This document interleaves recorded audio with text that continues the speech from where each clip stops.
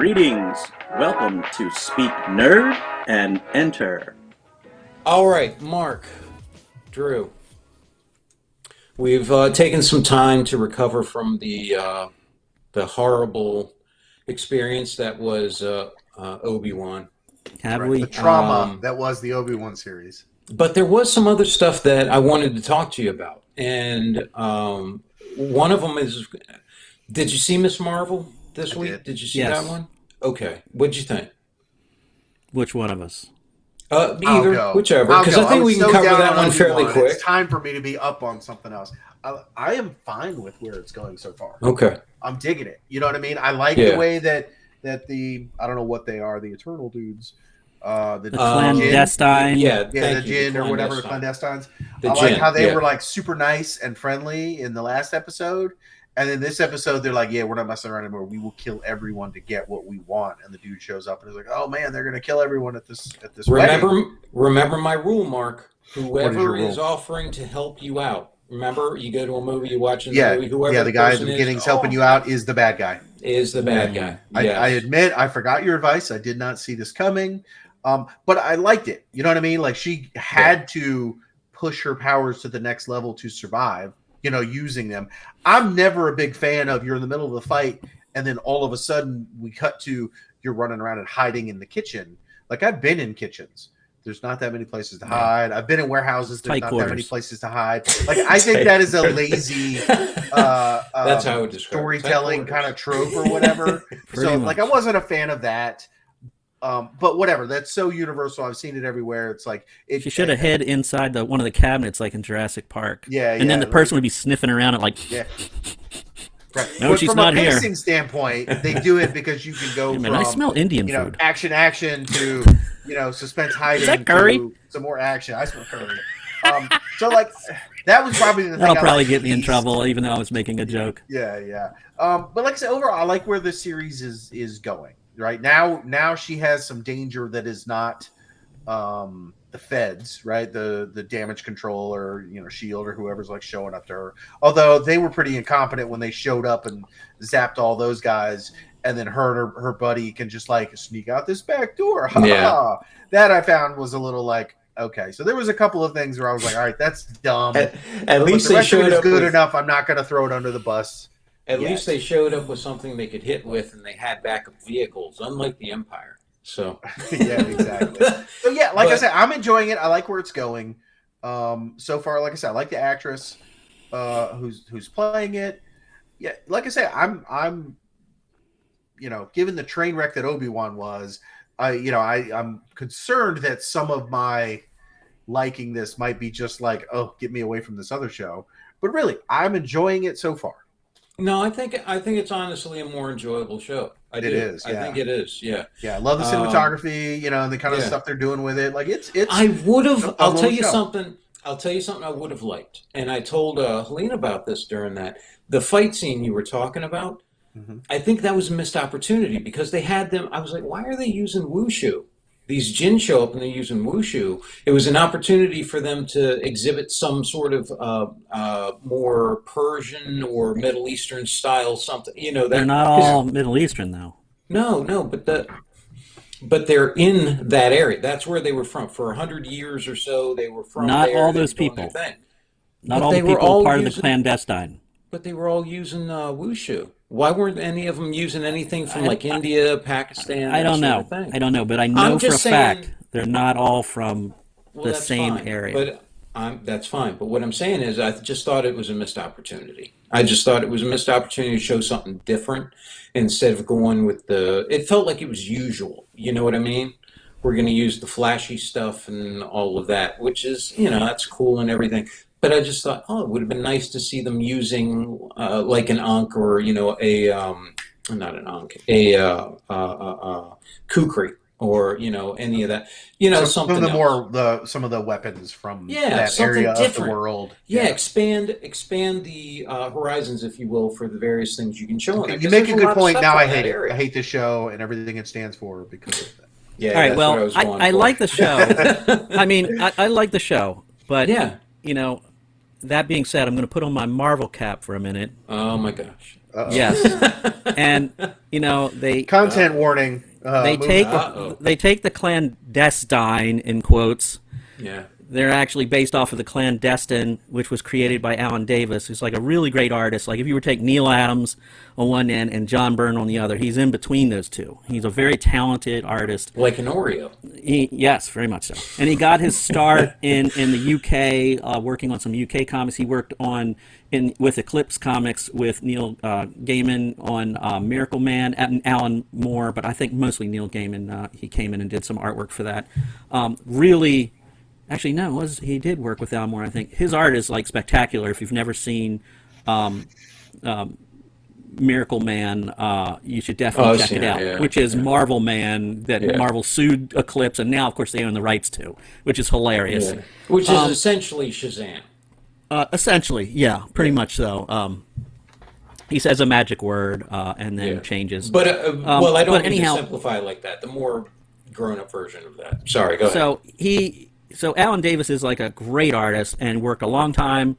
Went on to work on Captain Britain magazine over in the UK and did some of the UK books, and then came over to America working in Excalibur, and he's great, real great comic book head. His designs are awesome.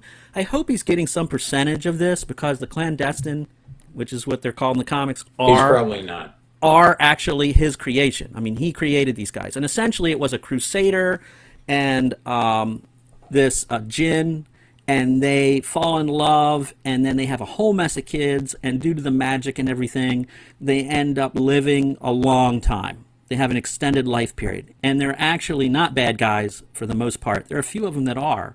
So you could argue, well, maybe these are some of the ones that aren't. They wouldn't call themselves necessarily clandestine, though. But anyhow, the comic didn't do very well. I think it's just because it was kind of too complicated, too many characters. There were way too many characters. And so they're all from around the world. These guys are all from, they end up, their family grows and they move into different places, and then they fall in love, and then they have kids, and, and so, so you have this giant family. And since they lived in England, I think it might even been Scotland, thus the clan Destin. They actually. I get it. Word. Yes, wordplay. So the thing that drives me crazy with Disney in particular being in charge of Marvel, instead of like working within the program of the stuff that you get to choose from this character, like Miss Marvel has a program of characters in her universe that you can pull from and tell a story that no one knows about. That the normies don't know about. But they decide, of course, being the wise, Disney, they decide to go out and say, oh, we're going to take this group that you don't know anything about, and we're going to jam them in with Miss Marvel. And it's like, okay, all right. And then we're going to make them bad guys. It's like, okay. And it's like, I mean, at the end of the day, I guess it doesn't matter. But to me, it's like they always treat the Marvel Universe like it's a candy shop.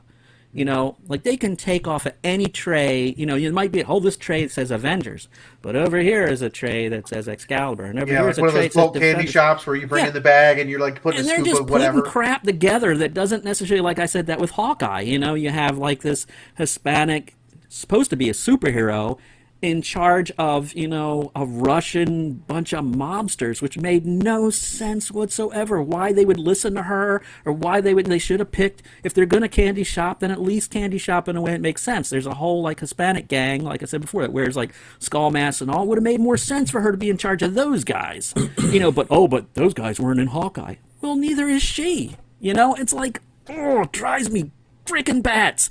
So the same goes here. So obviously they had to dig around for something involving the djinn with Marvel, and there really isn't a lot.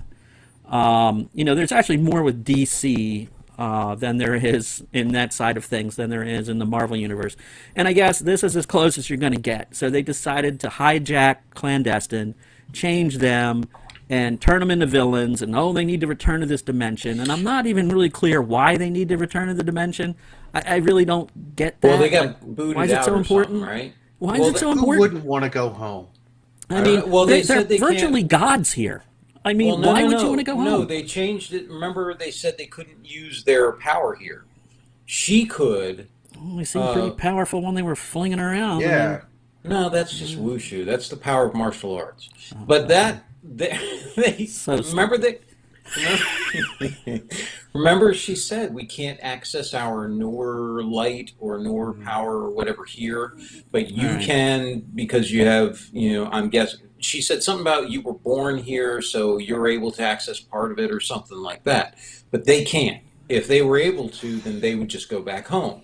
But they said they were booted out and they need to get back. And so I don't know why they were booted out. Maybe it's Jar Jar situation and they were just clumsy. Yeah. Maybe they're evil. I That's what don't it know. is. I'm sure that's what it is. But yeah, she did mention that. And I'm guessing that Camilla or Kamala, I'll get in trouble for that if I don't say it right. Kamala needs to go to India or no Pakistan to Pakistan, probably yeah. they're probably going to find the other wristband because they're like in Marvel there are a couple different sets of wristbands, the quantum bands, which what Right. Quasar wore, and then of Right. course there's also the Nega bands, which is what Captain Marvel used to wear for a while, and then his son Genis Vale, I think that's his name or whatever, takes over, and he became Captain Marvel for a while too. Yeah. This is right before Carol Danvers took the mantle. He was the last person to wear the Captain Marvel, but he was the Right. actual son of Marvel. But anyhow, there are sets of bands in the Marvel universe, and that's fine. I'd prefer if they just make some up at this point. Well, I think that's what they're doing with know, these. Hopefully they won't turn them into quantum bands or anything. Just make we'll them, find out. just make them something magical, and they still might. I don't know. I still feel like they might be what we talked about. That they still might unleash her, Well, that's what they- Kree that's what ability. That I'm still not quite 100% sure that she isn't part Kree. Well, she I may mean, be. Did you notice in the beginning of this episode, in the beginning of the episode when they did the down shot and they were showing the hand and all that, you saw the 10 ring symbol. And in addition to the 10 ring symbol, as you're looking down in that shot, so it's Wen Wu, I think was his name, the symbol around there, and then you saw the hand, right? And the hand that had the bangle on it.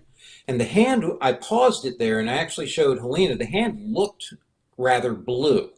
So I'm thinking maybe that's a Kree hand. I don't know. Maybe Yeah, it's no, not. it did look very blue. You mean when they were digging in Yeah. that the hand was blue for sure. Like I saw the same thing, whether that was like makeup or whether that was some kind of blue being, which I know over in that area of the Yeah. world they do have some deities who are and Jin, blue. the Jin Yeah. and all that. They have a tendency to look. But I blue thought and- well, from what I understand though, when they write these things, when they come up with the ideas, they don't really flesh out what it's going to be. They just kind of leave it open so they can explore it later on.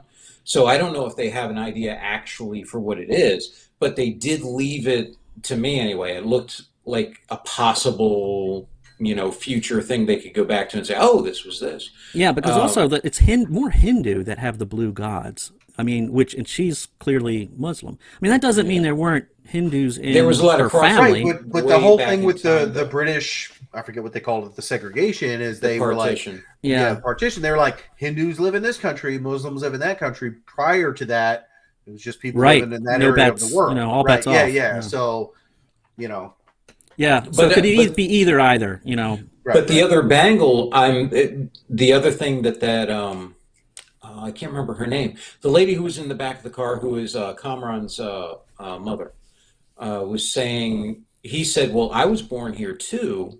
Shouldn't I be able to access the? Is it the Noor dimension? Is that what it's I called?" guess. Yeah, I guess that's what it Okay, is. so he said, shouldn't I be able to access that? And she said, theoretically, maybe there's something out there that will do it for you too. Oh, So okay. if there's a second bangle out there, maybe that's what it's going to take, or maybe it's an iPad, Kamala will get the second something one, like and that. she'll be like, "You can't have either one of them." She turns evil and I think kills that's him, where like they're gonna go with this. turn him to ash, and she totally rules Right. Maybe it's New a- Jersey. Maybe it's an With an iron iPhone fist. 4 that does it. It's like an Yeah. old So I mean, iPhone I 4. like the show, but I mean, I just have nerdy Marvel complaints. I mean, I I mean, you have to understand. Like, I just think that there are other things out there, and they always like pick and choose things because they're Right. lazy. And I Right. mean, Well, like I and they say, try as to someone who warp has things. none of that background, like Yeah. Yeah. I'm familiar with this from the comics. I'm liking where they're going. I do like the fact that they're reaching into the Marvel candy shop rather than just making stuff up out of whole cloth, even if it isn't exactly what you remember or not the Yeah, way they're it's still doing that. typically They're laid still out in the comics. making it up a bit. Um, yeah, so like I say, I am hopefully optimistic about this show. They Yeah, I could hope this still show's good. they I could like it. still do some stuff that is dumb and lose me. They But so could. far they haven't. But And I will I tell like you, the way they're handling the whole show. I really Yeah. can't complain about do it. you It's way do more you like entertaining than that other show that shall not be named. yeah. Yeah. Do you feel the same way as I do about this, that I'm also enjoying watching it with Helena and her now I've Well, watched I don't know. I've never watched it with her, so I have no idea what you're talking Yeah, I that's about. haven't not watched it with true. her either. That's not I haven't true. watched that show Yeah. with her at Both of all. you are there with me every time. It's just you're Oh, not that's ready to kind of see it creepy. yet. It's very creepy. See, you Right. missed it. You No, walked right over I my know, joke. I know. No, I'm watching it like I'm the only one watching either You of are. Yeah, same watching here. the I mean, shows. Sarah's watched it with me. She seems to think it's okay. I mean, She's you know, not it's one of into it as much. well, it's one of these things. Like I kind of think the same thing. Like I enjoy the show. Is it the type of thing where I have to sit down and think a lot about? No, no. It's not one of those shows that's got me riveted to the point where I'm like, oh yeah, and what is this, and how is the blah blah blah. I'm not like. It's just like okay, it's like rando entertainment. I mean, which is better than being miserable watching it. Yeah. Like you go, like, okay, I don't want to watch this anymore. That was It's terrible. I don't want to definitely watch that. enough for me to go. It's not one of those shows that makes me immediately want to run home on Wednesday after going to the comic book store, and then turning it on. It's like See, that's no. one of the things I'm feeling, kind of because I'm able to watch this with Helena and she is so into it. The Okay. other stuff, like the show that shall not be named, we were both so disappointed in it. It was almost like a chore, like you had to do it, And she would do it, but it was like, okay. Well, and it was always, well, can't he do this? Why would he allow that? What Yep. about, that kind of thing. Yep. With this one, I just look over and I see her every now and again, and she's just smiling, laughing about different parts in there, Yep. the interplay between, the mom and the daughter and all that stuff, and just enjoying it. So I kind of dig that. Yeah. Well, Sarah's been like, I mean, she's very teenagery. The parts where anytime Kamala is going to be embarrassed, or is looking at the guy and all, she completely like hides her face and like laughs and goes, oh, she definitely has drawn that connection to the character of feeling the embarrassment and knowing, So you think like, maybe she feels that watching it with you makes it uncomfortable? no, that's how Sarah is. Like, when anytime there's a romantic, like, sort Okay. of, and she Yeah. feels embarrassed for like the Yeah. situation, Yeah. she like feels it like the characters. So she's into it enough to react that way. I mean, she's not looking at it blank faced or anything. I don't think it's our favorite show that we've watched together. I mean, right now we're watching this. This is a total opposite of this show. We are watching together the Hannibal series because Oh, she okay. bugged me Haven't and seen said that. she's like, I'm old enough now to watch it, because I'm like, yeah, I don't think you should watch it, because we watched all the Hannibal kind of movies in order of his Yeah. childhood and all the way through, and So she she's loved six, those. she's 6 now, right? 16. She's 16. So we did that, but we did that a couple years ago. So I guess she was 14, and we watched all those movies together in order, and it was fun. And she was like, "Oh my gosh, it's so like scary, and yet, Silence of the Lambs and Red Dragon, all that is just pretty intense and kind of cool." So I said, "Well, the series was really good too. It's sort of not connected to the books. It just kind of rewrites everything. It's like a reboot." And so she's like, "I want to see that." I said, "It's very creepy." I said, "It's very X-Files, creepy, violent." And she's like, "I want to see that." I'm like, "All right, you need to get a little older." So anyhow, we kind of forgot about it. And she's like, "I'm 16. I want to see that." But I'm like, "Okay, all right." So we started watching it. We're in the first season. And I mean, it's just totally over the top, elaborate, and ridiculous if you like pick it apart and think about like, why in the world, this is just, it's kind of silly if you think about it too much, but it is pretty cool. I mean, it's definitely so.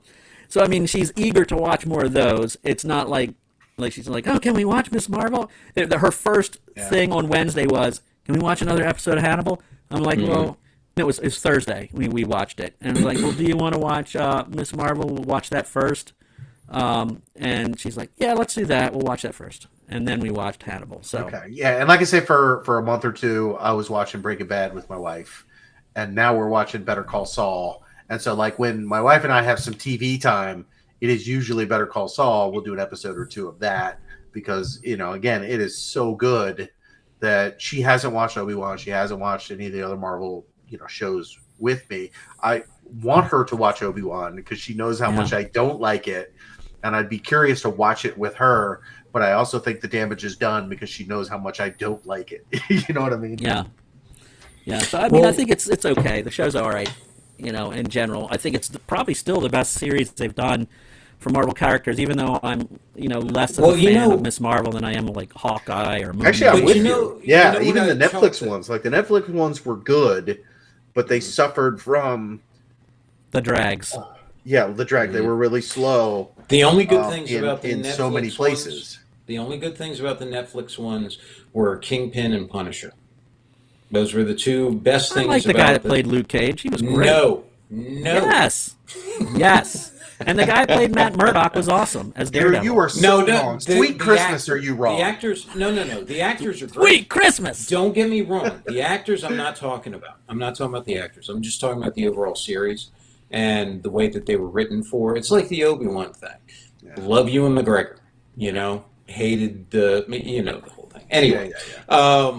I actually called Dan the moment I said, because we were watching Luke Cage together, and I'm like, I said, the show's a little slow. I love the guy they got playing Luke Cage. I'm like, but he hasn't said Sweet Christmas. I said, that's kind of irritating to me. And then the episode when he says it, I immediately called Dan. And I'm like, he said it! And I hung up. He said the thing! He said the thing. That's right. The only thing, the thing I can't get out of my head about the Luke Cage thing is when they did when they shot up the barber shop. Yeah. Remember that, Mark? And I'm like, I was just thinking the same why thing. is he sitting there pretending what the hell is this? He's bulletproof. Yeah, protect this one kid, not just like run up there and attack the guy with the gun. Dan bought me a glass for Christmas with Luke Cage on it, which was awesome. Yeah. Like the comic character on there. Because I was so psyched when he said Sweet Christmas. Now, speaking of like Better Call Saul and that sort of thing, you guys saw the old man, right? The old man. Yep. Yes, Jeff Bridges. And Jeff John Bridges. Yes, and Alia Shawkat. I don't know who that is. The lady from Arrested Development. The Airbnb lady? Yeah. The lady from Arrested Development, she was Maybe. Oh, yeah. So I wanted to talk to you guys about that and see what you thought about that. Because did you see all the episodes? Did you see the one I've that came out seen 2 yesterday? of the episodes. I think. So you didn't see what came out yesterday? Okay, no. So we won't talk about that. Yeah, I saw the first 2. Okay. All right. So what Drew you think? and I've seen the first 2. What'd you think? I liked it. I will say this though. I kind of was talking about this with my buddy Pat, because having just watched Jack Reacher, which is not a fantastic series. I hardly knew her. It was not a fantastic series by any length of the imagination. However, there's a scene that's very comparable to a scene in The Old Man, and I will say that sadly, I think Jack Reacher did a much better job than The Old Man. Now, I like the show. I like the acting. I think the story's got me. I'm hooked. But the thing I hated was when Jeff Bridges is being chased in a car, and he goes up a dirt road, and then, they're looking for him, and then out of the blue, he surprises them with a car and smashes into them, and then he has to get into this big honking fight with these guys. Okay, so that's what happened in The Old Man. Let me tell you how it happened in Jack Reacher. Same scenario.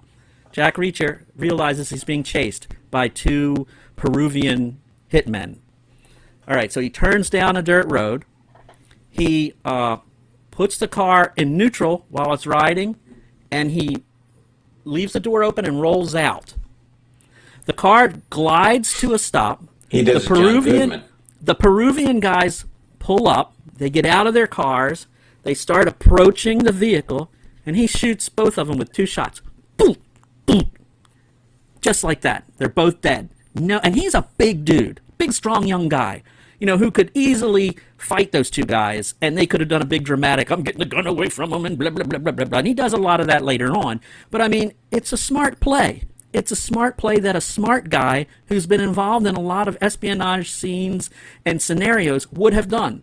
So here we have Jeff Bridges, who's supposed to be this guy who is a smart guy, a murder machine in his day, and has the same scenario, and he decides to smash his only vehicle, somehow surprising these trained FBI guys by they don't hear the car. Like, you'd have plenty of time if you're a young man that's healthy, who's used to firing and running and being physical, plenty of time to get out of the way. But he smashes that car in, then he's kind of messed up himself, has to get out and fight these guys. And I'm thinking, none of this makes sense to me.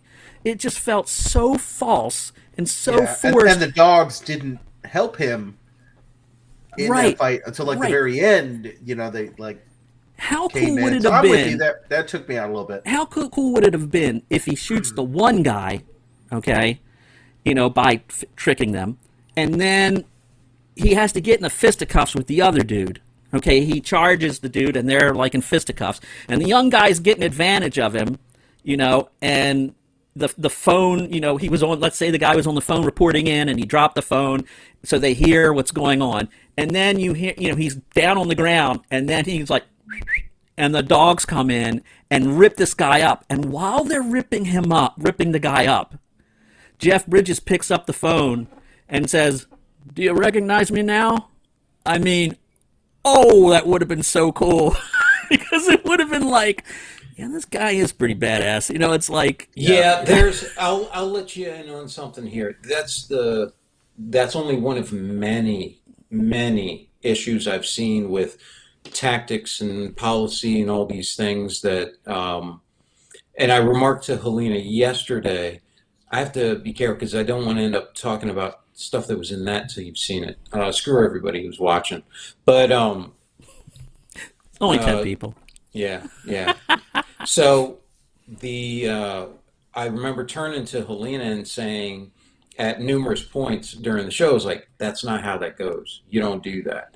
Policy is you wait until, you get backup, or you never, all these different things that you do. And this would never happen that way.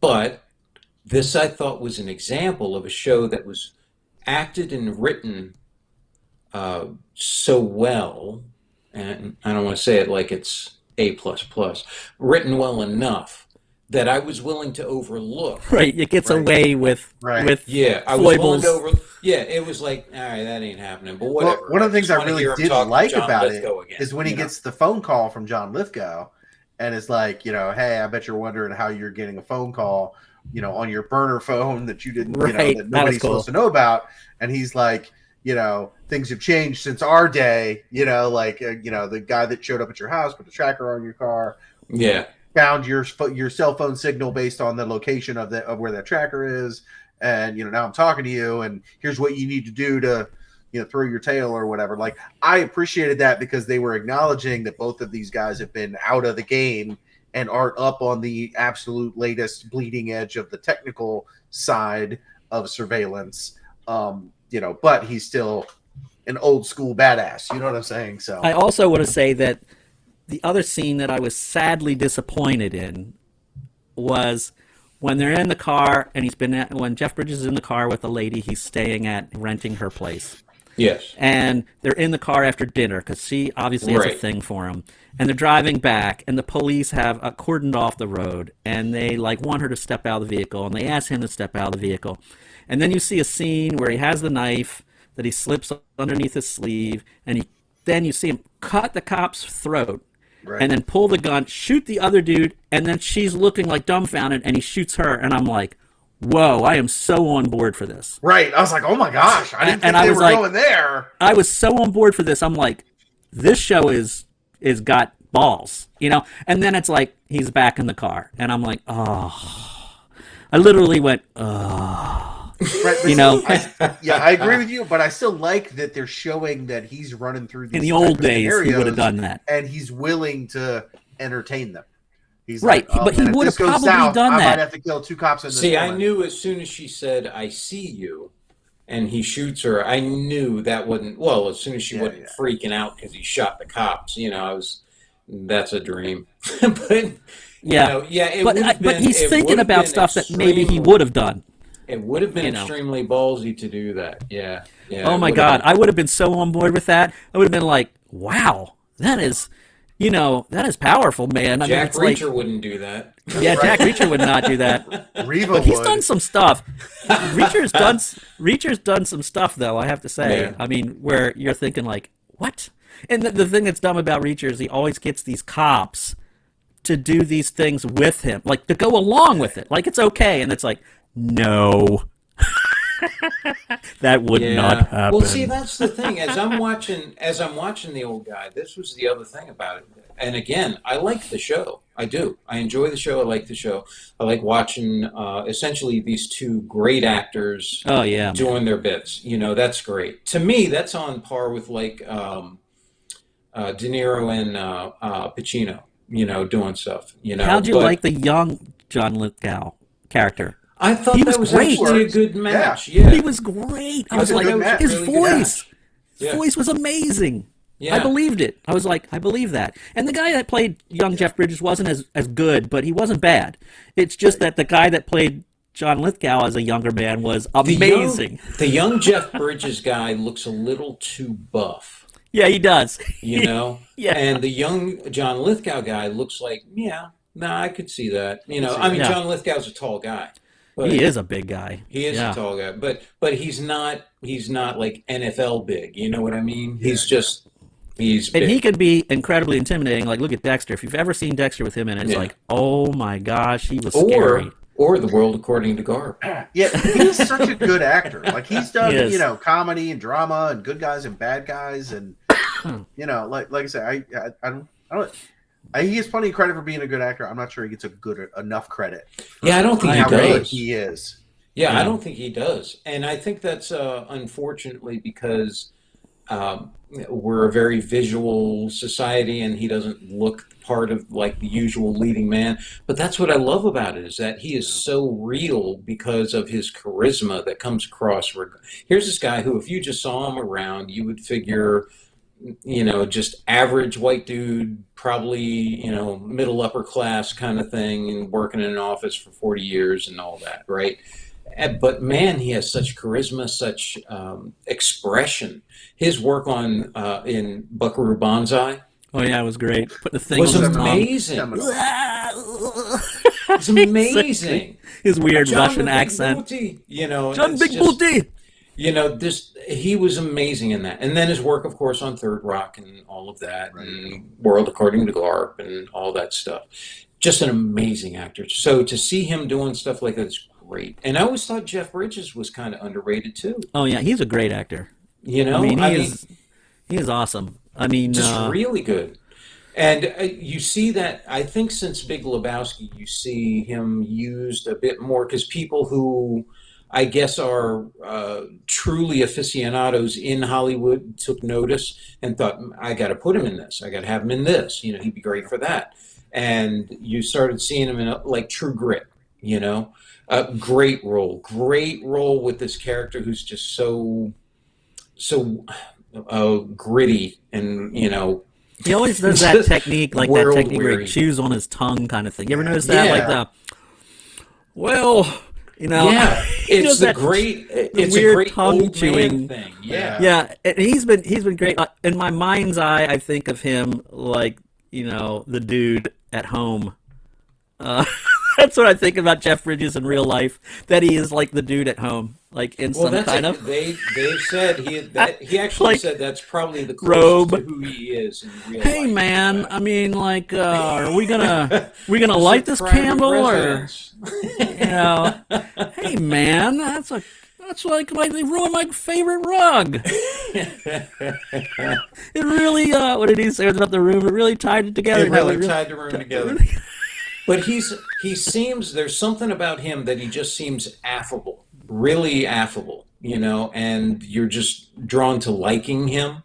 And I think John Lithgow, he can have that, but John Lithgow also has this side where he can be very off-putting and threatening, and that kind of as well. And so I love seeing those two in that show. And Ali Shawkat, I think, is an excellent actress as well. And I was glad to see her in this. And she gets more in the third episode. She gets a lot more in the third episode. Yeah, she's an interesting character. I mean, you can see Yeah. they're obviously going to build her up a little bit more, but Which is yeah, good. I'm definitely on Yeah. board for this show. Even though it drove me crazy a little bit with that scene, I'm like, this does not strike me Oh, as the trust me, type of there's- guy. It strikes me that as continues. a writer who wants Yeah. to, who doesn't Oh, really wouldn't know. it be that's- cool if See, this that's- happened? Yeah, See, that's the thing. I was telling Helena what was really mystifying to me, and I do this with a lot of shows.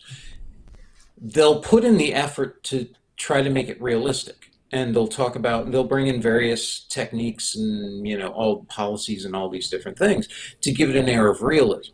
And then for something that should be realistic, they will throw that all out the window and have some sort of, Hollywood-esque kind of, I don't know how to figure this out. So we're just going to write it in and make it, yeah. just kind of make it, work and I hope am nobody definitely- notices. I am definitely big on the point where when you've got other characters around and they're supposed to be well trained, and I've seen it done before poorly, just as many times as I saw it in this show, with that whole car thing coming through, run, like they didn't hear it. You don't hear a accelerated vehicle driving Well, through rough especially- terrain. Especially, what was he driving, like a Silverado or something? I Right. don't know. And Whatever it's like it is, through yeah. rough terrain. It's not like it's even on the road where you could pick up speed quickly Yeah. with less noise. This is like you're having to go through on grass and rough terrain. I mean, Maybe it's it like, was an electric vehicle. I mean, I'm just gonna get my FJ and start doing that from now on. Every time I get in a situation, and they'll walk out of the way. I'll be like, hey,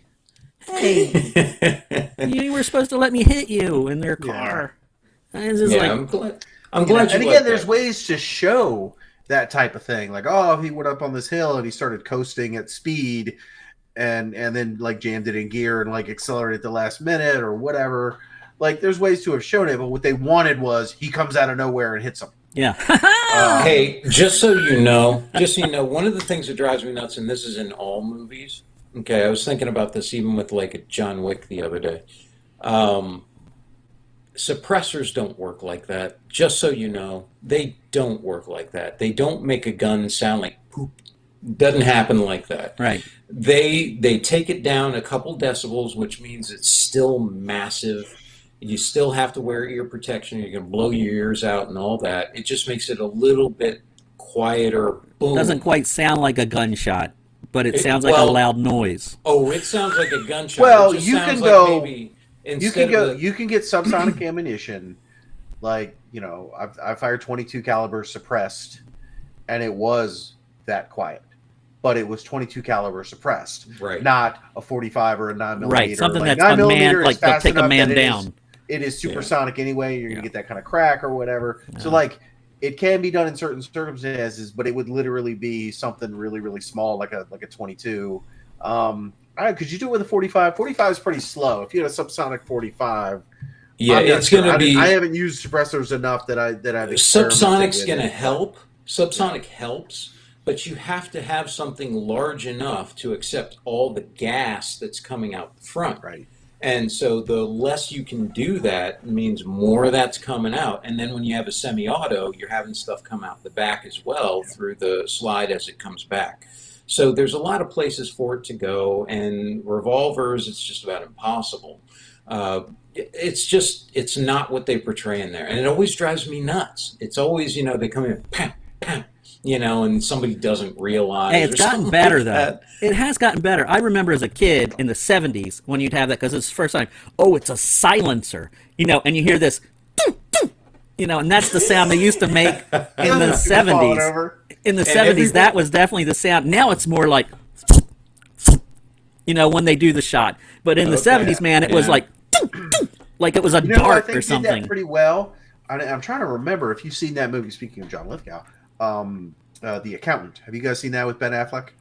Oh no, You but know I what? heard I about haven't, that. and it's Yeah. because Okay. there's that girl that's in there that's creepy. Anna Kendrick. Yeah. Anyway, it's a pretty Is good she movie. I think creepy? you should check it out. It's also got the dude that played the Punisher in the Netflix show. John Bernthal, is that his name? Bernthal? I forget his name. Yeah, he always does yeah, the- Yeah. He's in. Anyway, at one point, like some dudes are he's trying born with to that kidnap face. What are you Anna gonna do? Kendrick, and he runs in to save her. And I think, if I remember correctly, he's using a suppressed pistol, but it is kind of loud. Like the gunplay in that is plausibly realistic and violent. You know what I'm saying? Like it's not Hollywood or whatever, but like like he ends up shooting some guys, and it's loud enough, but not that loud. And so I think that might, and I'm drawing a blank on whether or not he's actually using a silencer, but I believe he is in that one scene. And that is, I think, a more realistic portrayal of what it would actually look like, or sound like, rather. I think it's in a funny, movie. like when Anyway, you're watching. I'd recommend you guys watch that movie. I think it was pretty good. Yeah, I do too. But I think I started to, and I saw what's her name in it, and I'm like, I don't feel like dealing with her today. So it's like, it's a shame. I don't really dig her. Like she's okay in some shows, but she's sort of like, ugh, like her face can cut paper, and I mean, I don't know. She drives me crazy, but it's like I love like Anna when you Kendrick watch. is a national treasure. You shut your dirty mouth. I'm more in, like I love watching like certain actors' weird techniques that they bring in all the time. And that dude you just mentioned from The Punisher, I always think he's kind of squirrely when he acts. Like he's always like, kind of got those. Like he looks away and comes back, and he does those weird actions. He's so I think people squirrely. ask him to do that. I think he's one of those who's gotten typecast that way because he's talked about that. He said, "Look, I was born with this face, and that's I realized pretty quick that that's what they want me to play is that kind of so hard-boiled, beaten like up. We Own the kinda Streets. tough I watched guy. him in that, and he is so squirrely in that. I mean, Yeah, I just watched that. Yeah, a couple days ago. it's a good show, and I love the fact. Like, I know some people right away getting their back hair all up. Yeah, it's showing the cops being crooked. The cops. It's like, they at the end of the show they tell that they pretty much show you that everybody in Baltimore City is pretty much, the mayor, this the is chief my of police shock after face. they fired him. It's Baltimore. Yeah, I mean, Dude, the I have level some stories of about that. corruption Oof. Yeah. is Right. just- And again, I know people who've worked in like the Department of Education for like Baltimore Oh my County gosh. or whatever. They're It's always just as embezzling. bad.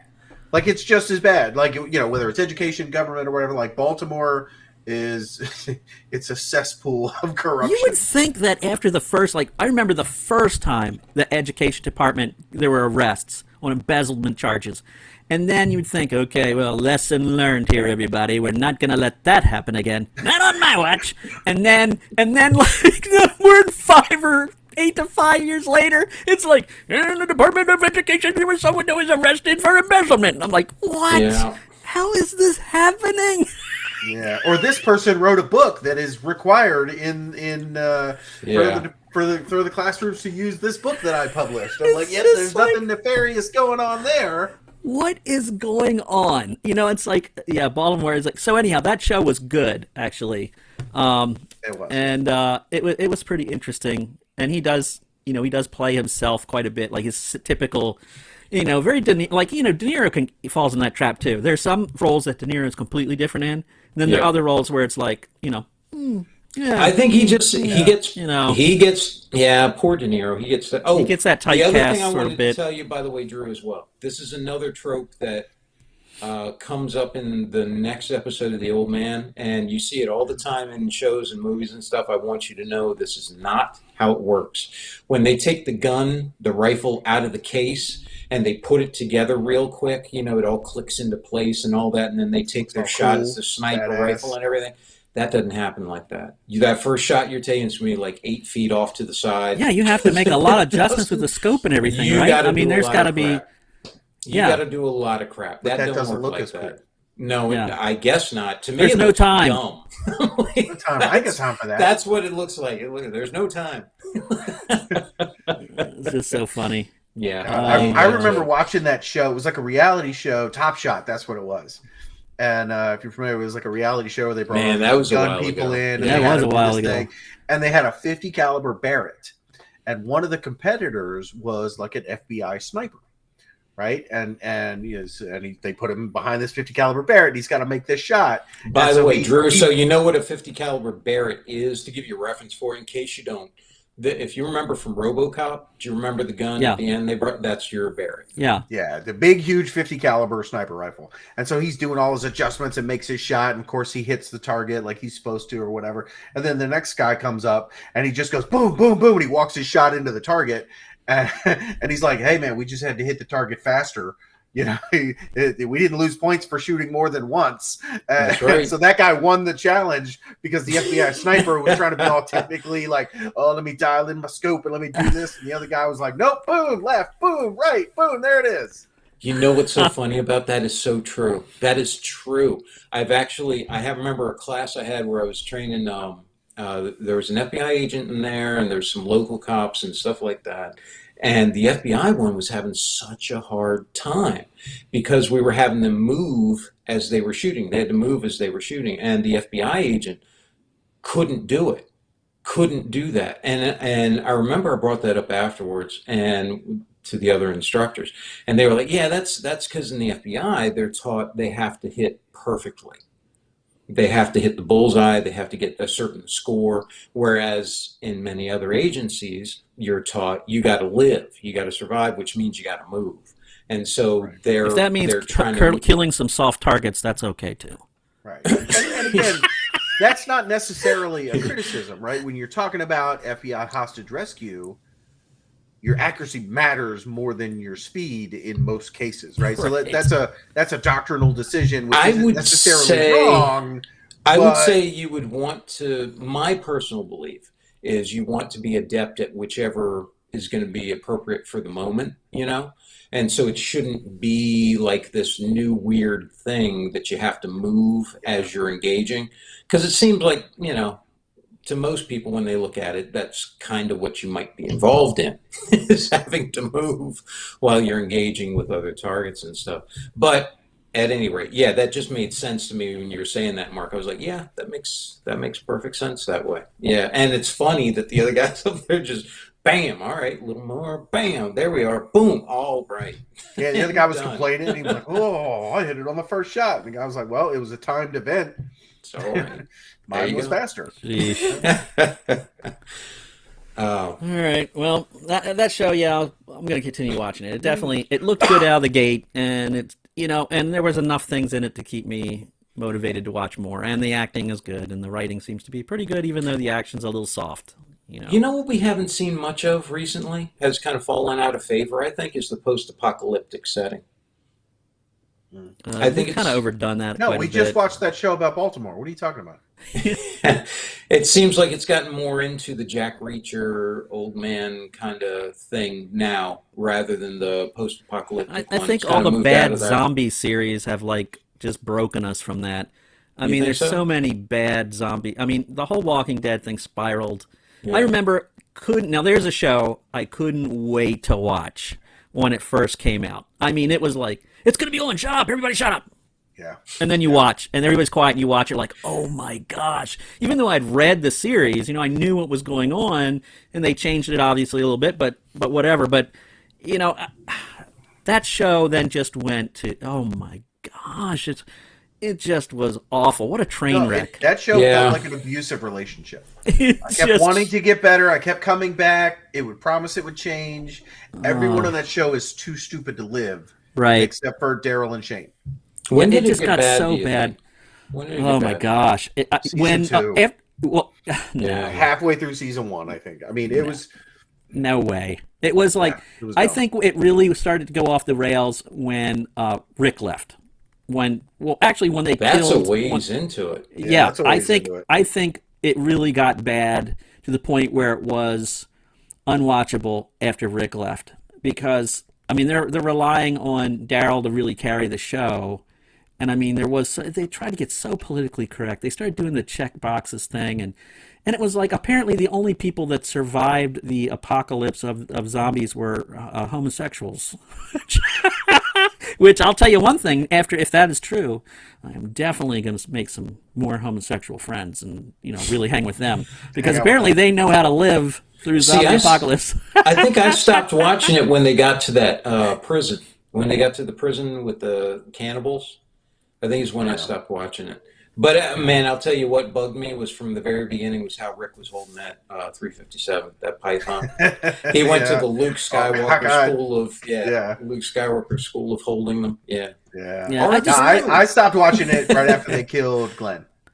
Yeah, Glenn was a few episodes after that. You know what? Maybe that is when it really started to go downhill. Yeah, I don't think after Glenn. I don't think I ever saw that. Let's put it this way. That was. I think after Glenn is when it didn't become interesting to go see right away. Like, I'll wait a couple of days. I've set the DVR. Yeah. You know, when before I would watch it live, even though it was recording. Right. You know, and like I'll put up with the commercials. You know, I'm too into this. But I think you're right on that, Mark. When Glenn died, I was just like, yeah, I think this has just lost its appeal for me. You know, and from that point on, I just was like less about it. And then when Rick was disappeared, you know, well, he's not dead. The writers kept saying, he's not dead. And it's like, well, he might as well be. He's not on the show. Is he on the show? Well, he's not dead. Is he on the show? No. Okay. And do we care? Then he's as good as dead. You know, and it's like just freaking terrible. Then it just and don't get me wrong, I like the idea of a zombie apocalypse show. You can have a lot of fun with that. But at some point, it's, you know. Now the spin-off show thing. I hated all those characters. Did you? Okay. I hated all. I wanted that whole entire family to die horribly. I hated all those characters. It was only later on they got the one shooter, the one guy that was really good with a gun. Shooter McGavin. He was the dude. Actually, he was in Burn Notice once as the bad guy. I only watched a couple of episodes in the beginning, so that's not a series that I kept up with. Yeah, it was terrible. All the characters are so awful, and I hated that show. Yeah, I was pretty much like I was rooting for the zombies. Like kill. I did just see an ad for like a spin-off of that show where some dude's on a submarine. You know, they're all like in the Navy or whatever, and I was like, that could be interesting. You know, like that looked interesting enough that I wouldn't mind watching it. But didn't they do one like that where they were on a carrier or something? Didn't they already do a show where they were on a carrier? I think it's called The Last Ship. Oh, you're talking about a whole different thing. I mean, that was like a post-apocalyptic one as well, but it wasn't zombies, and it was very like, oh my gosh, look over there, the world's like totally ended because we told you about it. And it focused more on these people being on the ship trying to that's what I was solve the crisis, but we didn't really see the world fall apart. The best apocalyptic series was Last Man on Earth. That was, you know what? Because you know what they dealt with bummed the reality of gas turning to jelly, you know, and the fact that all the nuclear facilities were going to blow. I just remember them looking at the map and they're going, well, you know, Will Forte is like, you know. Well, now let's see. Hold on a second. Let's see where we're going to go here. Let's take a look at the map. I'm sure there's something here where we can go and it'll be safe. And it's like nuclear facilities all over the United States. Yep. He's like, oh dear. Crap. Oh crap. I like that show so much. I really did. Man, that bummed me out when they canceled that. Yeah. That show was great. Have you guys seen that show Jericho? No, I heard a lot about it. I heard it was really good. They only did one season. So it ended I forget the guy's character's name. One of the guys on The Walking Dead, the black guy who in the first series who's got his son or whatever. And right. I forget that actor's name. Yeah, he's in that one as well. Like I said, that was pretty good. That the town is called Jericho, and there's a bunch of nuclear bombs go off. There's a nuclear war, and for whatever reason, this town is located in a spot where, you know, they survive, and so it's kind of like the town's got to pull together and figure out what to do and how to survive after this nuclear exchange, and as they say, hilarity ensues. So it's a little less post-apocalyptic, and it's a little more survivalist, if that makes sense. You know what I mean? Because in episode 1, you know, some kid is standing on he's playing hide and seek or something. He's standing on the barn roof, and he looks off in the distance, and you can see this nuclear bomb that blows up Denver or something, you know. And have you guys ever played DayZ before? No, played no, what? I haven't. That game is ridiculous. I've just watched videos. That game is so brutal. DayZ, No. It's mostly, I love the fact that, there are zombies on this world, but they are by far not the problem. It's the freaking people, that kill each other. They get online together and just, a giant server that you build forts and steal from each other and raid forts Oh, and okay, I gotcha. I mean, oh my gosh, it is so crazy. Um, that game is just insane. I could not like I can watch. I don't really think like watching someone play video games is. I always think it's kind of weird, but this is like the only game where I would do that because I don't want to play that game because it's so frustrating. Number one, there's bugs in the game. It's very buggy. And the servers are always freezing, and I mean, I've seen these guys multiple times. We've got a lot of C4 now, and we're in our helicopter, our Black Hawk that we finally got, and we're now going to raid this base that it's taken us months to prepare for, or many game sessions to prepare for, and the server goes down, and they're like, oh no, no, no, no, no, and then they get it back on again, and when they boot back in, this helicopter's gone, and they're in the air, and they fall and they die, and it's just like. That would drive me insane. It's because it's so buggy. But also the fact that people are so brutal in that game. I mean, just brutal. You have to really have the kind of like mentality of, regardless of how many people screw me, I'm going to pull myself back up. And, it's like I barely have that in real life, let alone on a video game. Have the let's about to get in there and try again on that. It's just like it's not worth it, man. The amount of hours that people. Where put would in you games. go?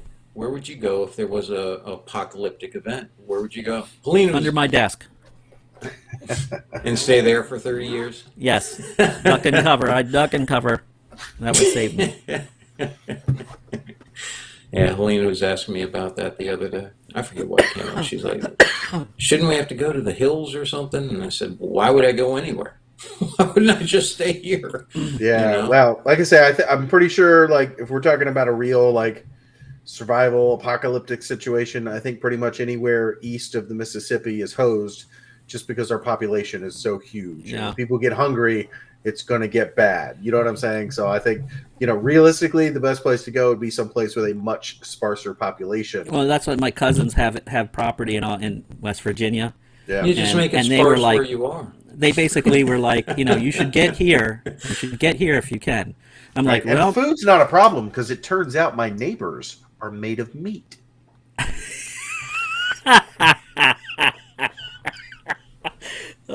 which reminds me of DayZ, where you can do that, where you can like feed people, like they've actually done that, capture people. It's like, oh, you seem a little sick here. I'm going to give you some food here. Hold still, and you see them like, no, dude, you're giving me somebody. You're giving me some dude, aren't you? No way. My wife is going through like the finances this morning, and she has noticed that our grocery bill has just gone up because inflation and prices and everything. Oh yeah, up. man. What happened? She's like, it used to be this, and now it's that. And I was like, oh well, babe, maybe we should stop eating food.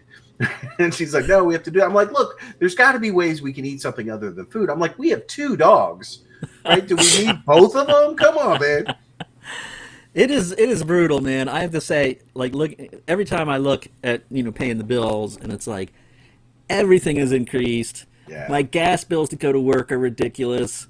I mean, food, you name it, everything. Like going with Sarah to McDonald's. What was our bill? Oh no, we went to Burger King.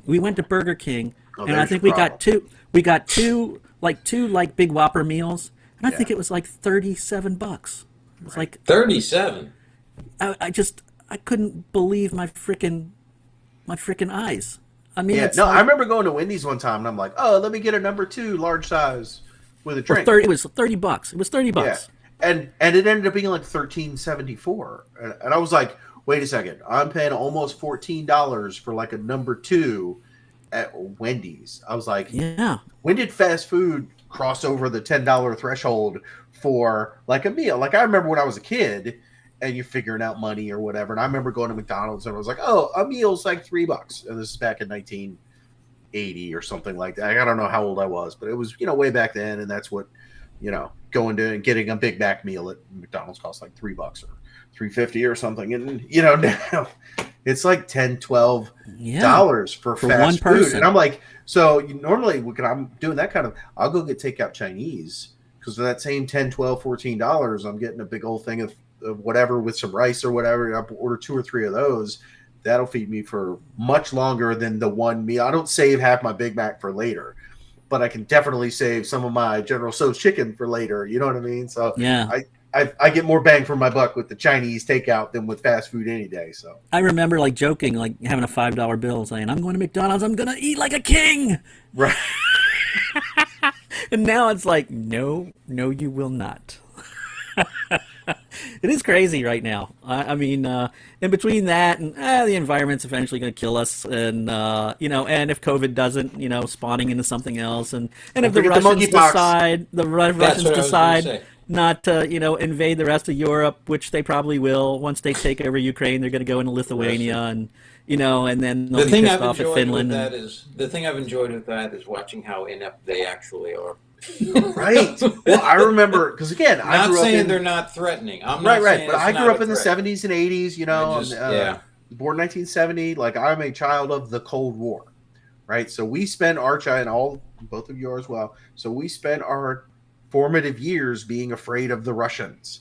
Red And then Dawn. long comes 90 or Red Dawn. Long comes 1990. The wall falls, communism falls, and we come to find out most of them are drunkards. Their stuff doesn't work. And it was all like, wait a second, we were afraid of these guys. Come Wait a on. minute. We should have invaded them years ago. Yeah, we should have invaded But them years ago. that in retrospect, I mean, they're getting their act together now, and No, they're here's like the thing they're though. Like, pounding them when now. they invaded Ukraine, right? Because it wasn't a surprise. We knew about it Right. for a long time. There's articles Ukraine like, knew what's it. going to happen. Right, and everybody thought it was going to be this cakewalk. They had a 10-1 advantage of like tanks, planes, troops, and we were like, oh my gosh, they're, and the U.S. even thought it was going to be a cakewalk because we're like, hey man, you need a ride out of there, we'll Yeah. get you. And he's like, no, I'm staying to fight. And just to see how poorly logistically they've done, the Russians have done like invading. I mean, it's What it goes to show. They're What it making goes less to show. mistakes now, though. They're just throwing more. The only mistake they're not More making better. anymore- No. The only mistake they're not making now is holding back. They're throwing more at them. Well, they got guns. All right, just throw more people at them until they run out of ammo. That's what they're doing now. It's the more, better, good tactic. right. But I'll It's say the this, like Stalin Ukraine, tactic is what it is. talking Yeah. about like fourth generation warfare. Do what Stalin did. Ukraine Just throw is more at like 'em. winning on the social media front. Like, oh, we Yeah. captured these guys. Call your mom. And Right. we're gonna let like they're doing things that we've never seen in warfare before. Where, because think about like World War II, nobody had cell phones. Like you're traipsing through Europe somewhere. What? Maybe you'll get a letter that's been redacted.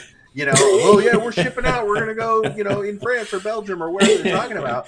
Nowadays, every soldier on the battlefield has a method of communication, assuming they have like cell phones and things like that. That we're now seeing things where we know exactly who got captured and where they are, and then they're turning it around and being like, yeah, let's put you on social media and show you off. Let's have you literally call your parents and be like, oh no, they captured me, and so they're doing some things on like I'm gonna call it the PR front and the winning hearts and minds front that we've never seen in warfare. And like I say, they're kind of kicking ass on from that standpoint. And who? But Who now I feel they've bad. been getting hammered the past who I- couple of Well, weeks. yeah, they're outnumbered 10-1. Yeah. Who I feel bad for now too is because before all this happened, I would watch some of the vloggers on there from Russia who were showing like their country and the different parts of and all that, and they had some really cool stuff. And they were really starting to become like a part of the world. And you'd look at those videos and you're like, man, some of these people look like they could be from any city over here, that kind of thing. And now it's like everything's shut off. It's getting worse and worse. I just feel bad for them, man. Russia was Right. They're starting gonna to ride it become out. apart. You watch. They're going to Yeah. ride it out. Oh, I They're have going to no come doubt. out of this. Oh, I have no doubt. Nothing's going to change that way. People are the same. People suck all over the world, and I they think are. if And their Ukraine rulers wins, are definitely. Well, nobody has I don't issues ever with see the Ukraine Russian winning. people. I see This them is maybe- the Russian government doing Yeah. this. We all Yeah, understand that. Yeah, I think I absolutely. could see like the Ukrainians like if you're down at just 25% of your country, you're screwed. They're not there yet, but they've already lost almost Yeah, 25% of their country. yeah. That's not good. They were at And 20% a it's couple weeks ago, and I think they just lost another big piece of it. I think they're at yeah. 25% of their country is Right. gone. I True, but mean, what are we 2 months into this? I think it's been. I don't know how long it's been, but it's gone on And you're talking significantly about a country longer that's than you're talking Russia about a was country planning on. that's You know what I that's mean? about the size of Texas, and right around how there. many billions of dollars have we given these dudes? I mean, how many? I just think of how much money that is. And I mean, no offense to the Ukrainian people, and I want them to win, but I I do too. mean, Right. the amount of money we've given these guys it's just, oh, it's so heart wrenching to think of I all the know. crap that's wrong with our country. And we're like, we can't agree to spend that money on other things to make this United States the best of the best. We've got to take it and give it away. We agree to give it away, but we can't just come to some kind of agreement to say, okay, let's do this and let's do that. Let's Yeah. make education like the best it's ever been in this country. Let's Mm, rebuild our cities.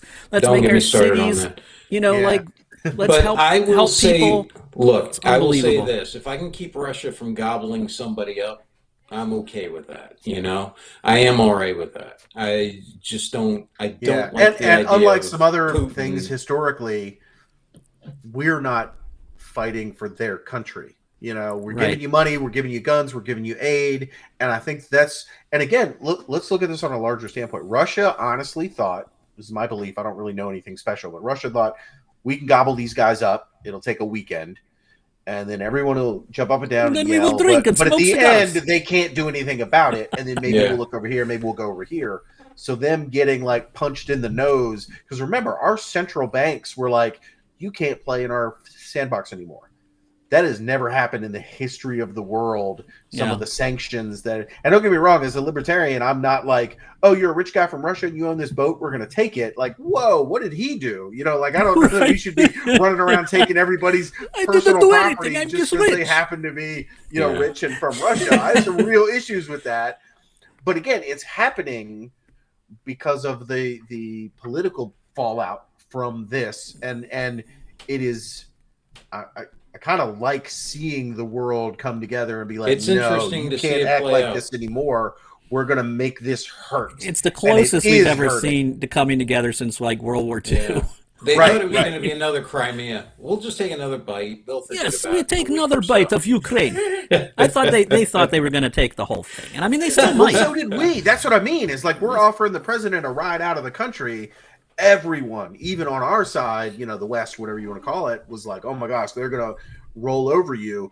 And for Russia to be embarrassed militarily so badly, I mean, that's going to set them back a generation because, and again, I've heard nothing but good things about the kind of the Ukrainian fighting spirit historically. So these guys are not pushovers when Right. it comes to, and they're willing to defend their home. And like I said, they're playing the PR game to a T. Um, like I say, it's interesting times that we live in. I don't know how we got off on all this political, Right. Well, let's kind of just world say this: geopolitical stuff. We're they're, playing Risk. Risk is a great game. they're Uh, doing better. They're Drew brought doing it up, talking about zombies. yeah, they dang it, Drew. they did better than they're doing better than Disney's PR. That's for sure. They Right? need a lesson. Yeah. Disney could like take a lesson from the Ukrainians.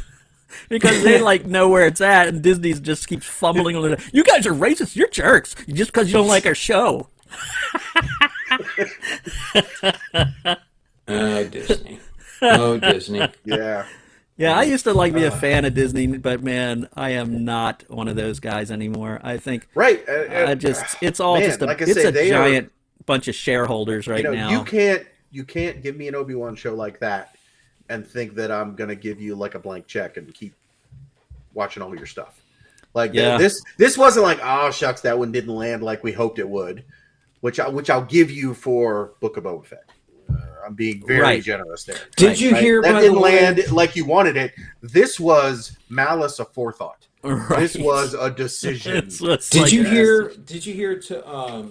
Tamara Morrison was saying even that he needed to get back, or the character Boba Fett needed to get back to his old ways, that they needed to, do that.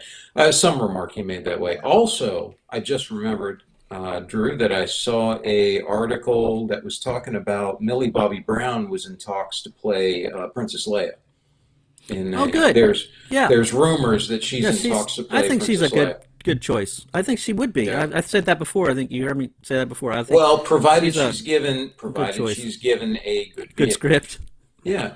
Natalie Portman is good an luck with excellent that. actress, but I mean, she wasn't given much to do Right. with her abilities in the prequels, So, what are you going to do? Yeah, I think the they- best thing that this show that Obi-Wan could have done is have it come out that Obi-Wan actually had sex with Padme and that the children were his. I think that would have been awesome. I'm like to sure see that flashback. I'm sure Disney's going to go that route. Yeah. Right. I think. Can you that's another imagine thing, how like, I Anakin would have been like? That's why he hates him so much. Yeah, Right? I knew No, it but all along. I All just along I also knew. started watching Fargo. One of the seasons, like season 3 maybe, has Great. Ewan McGregor in it, where he's playing, I don't know if they're twin brothers or whatever, but he's Yeah. playing two characters in the show, which again goes to demonstrate how good of an actor he is, because he's, playing this kind of sleazy dude, and he's playing this kind of businessy dude or whatever who gets roped into this crazy situation. And like I say, he is such a good actor, and we know that. I'm willing to stipulate that everybody else in that show acts fine. I haven't seen enough of it to say they're good actors, you know what I mean? But they're not bad actors. Yeah. But the way their characters are written and what they give them to do is Natalie Portman in the prequels, My sister Annie. my sister always jokingly says, like, "Oh, Ian McGregor, it's probably going to be bad," because every movie he's in always seems to fail, even though he seems like he's doing a good job. and I said, you know who else is like that? Ethan Hawke. Yeah. He's another guy that's like good actor. He seems to be a good actor, but all his movies are pretty terrible. Yeah, he did. You know who else is like that? Vin Diesel. Yeah, but Except for the good actor not part. a good actor. Yeah. Actually, you know A good what? nerd. He's Actually, a good nerd. you know what? Yeah. Vin Diesel did start out I know, well. I'm kidding. I like Vin No. Diesel. I'm telling Drew, because Drew said he's not a good actor. But remember, he was in Saving Private Ryan, and he was in Boiler Room. Yeah. Boiler Room was good too. I'm not saying he's a worse actor, but I don't think he can. Well, you know what? If they gave him a decent script instead of I think it's his choice. He could No. have. He plays the same character a lot, you He know? could have chosen something different, but he keeps going for the same. The same There's a- character. After there's he a- did Pitch Black. There's a He part went of for me the that same wishes thing. like there'd be a bug on the wall in his D&D game, and if he plays his characters exactly like that, like, yeah, let's go in there and get him. Like this like kind of tough guy thing. It would be funny if he's like totally different, like, ooh, let's go get him, fellas. Totally different. That's what we should voice. do in our next Yeah. like D&D or campaign or whatever we play. We should choose an actor and be like, that's who my character is. The actor. Play them like that person. I know who How we I'd imagine that pick. person would play. I would you pick pick? Mr. Whipple from the commercials, the Charmin commercials, or There that you guy, go. or the There you go. or the We'll guy. each be a mascot actor. So you can be Mr. Whipple. I'll be the dude for the Maytag repairman. I'm going to be Mark- time to make the donuts from Dunkin' Donuts. Mark would be that. What would Russ be? Or it would be good. Or Ernest when you used Or to it do would those be good to Isuzu play. commercials. I don't know how many times, like if we've been in a town in different D&D games where I've had to DM, and I've made the shopkeeper like the guy. It's like, well, I'm the only barber in town. The guy from like I think it's like the '60s. They always like bring up, well, Yes. Yeah. That same. Yeah. I'm the only hairstylist in town. If you want to buy from me, I'm the only store. Oh, it's like that guy was always so weird. I wanted to ask. Hey, I wanted to ask you guys something, but I don't know if we have time today. Let me know what you think. I saw. Do you remember back in the day we used to have arguments about, because everyone did, about who would win in a fight? The Hulk versus the Thing and all that stuff. Do you remember we went through that at Games Workshop a number of times? We'd sit there in the warehouse and just talk about that. Do you remember who we decided would actually win? I know that I always used to drive Steve Collins crazy when I would say, he would always like, well, I'm going to take this guy. I'm like, Black Bolt. He goes, well, I'm going to take a Black Bolt. I'm like, you can't beat the Sonic Scream, man.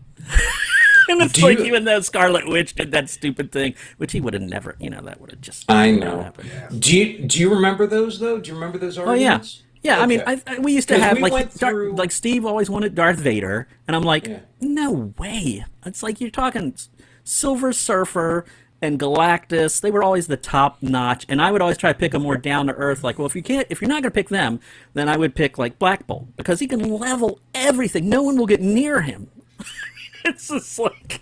Because I've seen there's a couple a couple channels that'll do like battles between Superman and the Super Saiyan and various Magneto versus and all that stuff, and they'll animate it and show the different. They had Homelander versus Omni-Man and all that, and it reminded me of those discussions we had. But we had a winner. We went through everybody. We went through all the ones we could think of, and we did come up with who would win out of all the comic book characters, all the comic characters, and all of that. There was one we had who did win at the end. Was it Squirrel Girl? Nope. Oh gosh. Nope. It was Bugs Bunny. It was. That's what you say that, but you were there. You helped us decide that because we went through the whole Still dumb. iteration of everyone. It's Bugs true. Bunny. It's true. If you think about it. Who else would be able to beat him? Yeah, you could Anything get he that needs- acetone stuff and put on him like in Roger Rabbit. It didn't happen. Yep. You never saw him threatened by it. Please, You nobody never want saw me. him. And Bugs Bunny, anything Come on, he needed fellas. to have happen would happen. But you remember, it made me think of that. It brought back a fond memory because I remember us in the warehouse going through all the stuff, and it was so animated. And then I can't remember who brought it up, but we brought up Bugs Bunny, and we were like, "Oh yeah, I guess he would win. He would win all of them. Everyone would lose. The only one you could come up with that was close to him was like Mr. Mixelplix, and that was it. But He's yeah, the lamest character ever. Yeah. he was. That's why Bugs Bunny won. And Batmite. So, Batmite. I Batmite. don't remember Batmite. Mighty You don't know Mouse. Batmite? Speedy He's Gonzalez. like one of the same. He's like Mr. Mixelplix. I mean, I don't he's remember like, what he was in. he was in Batman. He's Okay. Batmite. He's No. a little annoying Yeah. creature from another dimension. That Yeah, I my mean, money's because still on DC, Captain Caveman. He you can know- pull anything he needs out of that big shaggy coat. DC Comics, I mean, with one character goes through, they have to reuse the story for the other. So Superman's got Mr. Mixelplix. So they're like, oh yeah, Batmite. Batman's got Batmite. He's got a little irritating dude too. It's like, and they even had it on the animated show in the 70s. They had Batmite on there as a regular, which was so annoying as a kid. Because I was always wanted, like, I don't know if it was just, if I was different from other kids in the sense like they were fully like mouth opened, eyes like dead, and they would watch that and find enjoyment. But as a kid, I'd watch him like, that is the dumbest shit I've ever seen. Batmite? Yeah. I'm like 8, and I'm saying, that is dumb as hell. Yeah. See, I it's think like- they thought we liked it, but they didn't understand. We only watched it because that was all that was on. Yeah, there were 3 channels, and it was the That only was thing it. on. Right, yeah. In the second iteration of the Fantastic Four, when they had, Herbie instead of the Human Torch. And I'm like, that is bull crap. don't They'd have remember Herbie the Herbie. robot. Yeah, Herbie the robot instead of the Human Torch. It was the Fantastic Four, Mr. Fantastic, the Invisible Woman, Thing, and Why would Herbie. Why like would they Herbie. replace him with Herbie?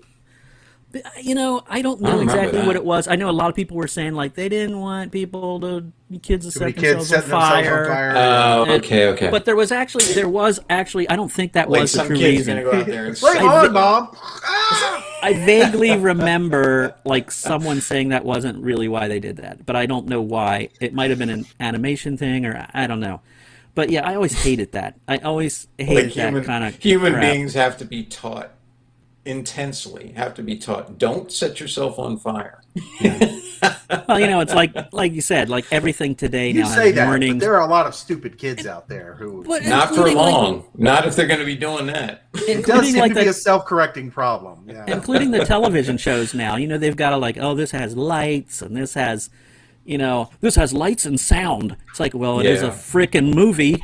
It's like, it just drives me crazy. They have warnings on everything. But yeah, I just remember being a kid and like, you'd play with these things like those, any you make monsters out of this creepy gel you put on a tray and then put it in this electric oven, and you inevitably, of course, you're going to burn yourself. Of course, you can't wait, and you're a kid. You're like, oh, I'm going to pull it out. Oh, God damn it. Again, self-correcting problem. But then you remember never to touch it ever again. Don't do that again. Yeah. But Right. yeah, it's like... Yeah, but Sean, I think you're right. We don't have time to talk about that. So maybe we should say we should probably avoid that. after we just talked about it. All right, guys. Well, next week we'll discuss a bunch of other things. We'll see what happens with the new episode of Miss Marvel. Yeah, I'm sure see this what's going on with video the old will really man. go over like a bag of hammers. What are you going to do? No one's going to watch this one. Can't be all golden, right? All right. No, I bet everybody's raring to tune in and see what we think about the Ukraine. That's right. Yeah, that's what they do. All right, guys. As a closing note, I hope every disease that comes out from now on has a fun name, like monkeypox. I think that's the wave of the future. That's what we need to do. And I will see you guys next week. All right. See you. All right. This concludes our Speak Nerd and Enter broadcast.